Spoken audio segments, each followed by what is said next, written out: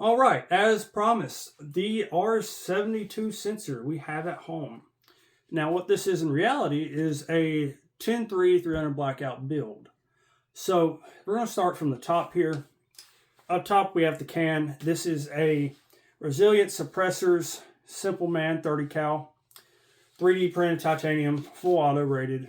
I used to have it on my AK, and I would run regular supers out of it and had no problem. And so I took it off the AK, put back on the muzzle device, and then I put it back into this rifle here and recessed it into the M-lock, which honestly, this can with 300 blackout with this barrel length, I'm sure it could get quieter, but it's just the most satisfying thing to shoot. But going from there, we have a Surefire Scout Light right here with their M-lock pad rail right here. Now, odd enough, this came together it's probably my favorite rifle due to the fact that it's just one thing after another. It keeps surprising me. So like, for example, when I put this rail on here, I was trying to figure out like, how am I going to C-clamp the can and be able to, actuate that light with my thumb and do it, relatively easy. And I was kind of getting worried about it. But due to the enlarged M-lock for the can to recess into, I can easily just, when I'm C-clamping the can, I can just apply pressure with my palm and activate the light, which I found amazing. So going from there, we have a Kung Fu Grips angle forward grip, if you would. I don't know what to call this little curve. I just call it an angle forward grip, and I like it.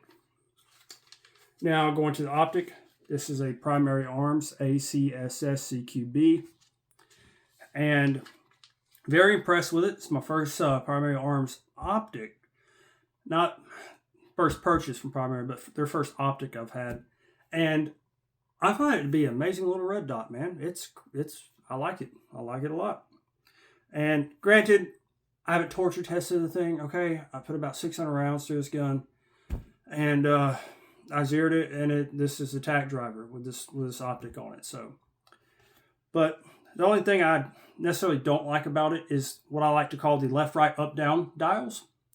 Don't have covers on them, but that didn't give me any trouble yesterday. So when I was doing some flat range monkey business, it didn't give me any trouble. So I think for me, it's more of an aesthetic thing. It's kind of like the old ism is like, I want a forward assist, even though I probably never need it, So, and then lower receiver here, I have an NX Arms or NX Tactical, what have you, flared magwell. Also, first time putting a flared magwell on a rifle. I've had them on handguns. But on a rifle, I thought that I didn't think they weren't gimmicks. It's just something I didn't think I needed. I didn't think it made that big of a difference. And I was wrong, like most things. And it just changed my whole outlook on, like, since I got this, I've already had one put on my other AR, and I'm getting another one from Annex, and I think they're fantastic. Now, the barrel itself is a 10-3 Daniel Defense barrel, so I didn't really go cheap on the barrel, and I'm kind of glad I didn't, because the accuracy on this thing is wild. I'll do some more. I do a better job at taking pictures on paper, but at 100 yards, I was 8-inch gong at 100 yards from the standing. Very easy. Very low recoil impulse, especially with the Geisley trigger I have inside of it. I think it's fantastic. Now, the charging handle is a sledgehammer charging handle. And I have this brace on the back. It is two-stamped, but like I said earlier, I just like this brace.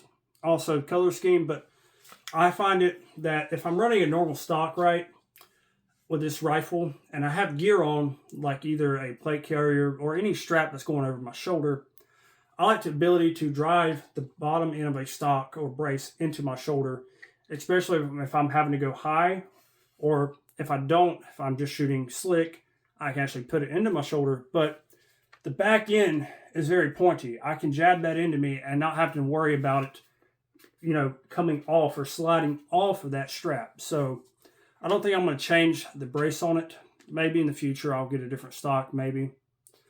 But all in all, this is the R72 sensor we have at home.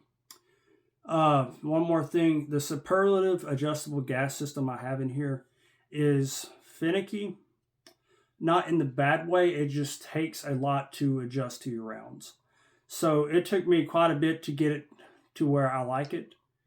And now granted, that's me being picky, but I like the ability where I have it set up now. I can run 200 grain subsonics, right? Particularly Winchester super suppressed OTMs. It can run that just fine, but at the same point, on the flip side of that coin, I can put in another mag of defense loads, i.e. 150 grain Winchester silver tips, Novex hollow points, or 110 VMAX, excuse me, and it cycles them all. So I did run into one problem yesterday. I'm going to have to give it a little more gas into the system because I was doing a test on it yesterday when I was shooting. I put a full magazine into it, and I was going to see how fast I can pull the trigger, basically, and see if the gas system could keep up with me. And it did not. It kept up very good, but once I started really pulling the trigger really fast as I could feel the gas system being sluggish. I can feel the bolt not keeping up with my trigger presses, and I got failure to feeds. It's not a problem. I can just, like I said, due to the superlative gas block system, I can just add a little more gas in, and it shouldn't be an issue. But all that being said, the 10.3 R72 sensor we have at home. Thanks for watching.